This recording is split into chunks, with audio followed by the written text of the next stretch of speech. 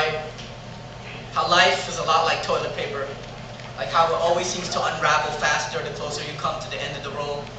Smoking cigarettes with my father, this is what he passes down as profound insight the day he turned 58 years old. My father has never been clever with metaphors.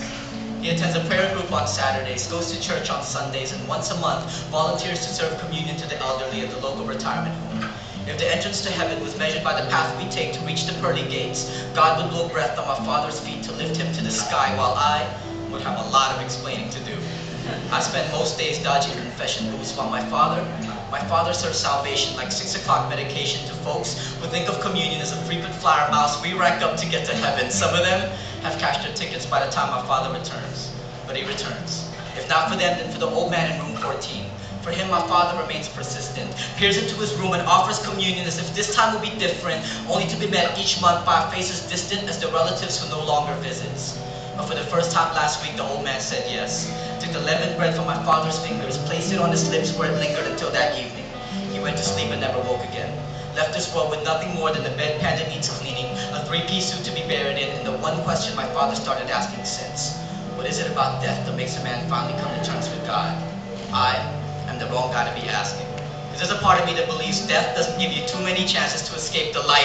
Might as well smoke your lungs into midnight, drink like the liver deserved to be punished, supersize your value meals, pimp slap an ex-convict, masturbate until your brain explodes from a lack of oxygen.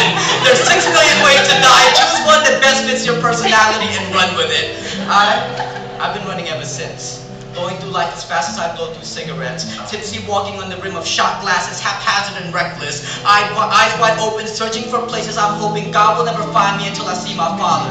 Knees buckled at the pews, hands knuckled at the brow, eyes clenched tight as if redemption revealed itself on the inside of our eyelids, and we are trying to squeeze it out through our tear ducts so the world can see God's glory inside us. My father will never show us tears, but I know, watching how his temples move in prayer, he sometimes curses God for the calloused palms, for the tired fingers, cursing how he can weave them so tight with faith, while God just watches his wife, his children, and his ambitions slip through them. My father, who will feed you with one hand while spanking you into oblivion with the other, who lectures why an A- wasn't good enough, bring home a B and he'll ransack your room searching for drugs, who will brag to his friends about us, who will worry about my living life with such reckless abandon. My father, who after every cigarette break always asks if I can stay even for just a little while, and I find myself always saying no, because I've got things to do and places to go, and I watch him disappearing faster by from my rear view, distance growing like the skid marks I blazed behind me. You were right, Pop. Life is supersonic.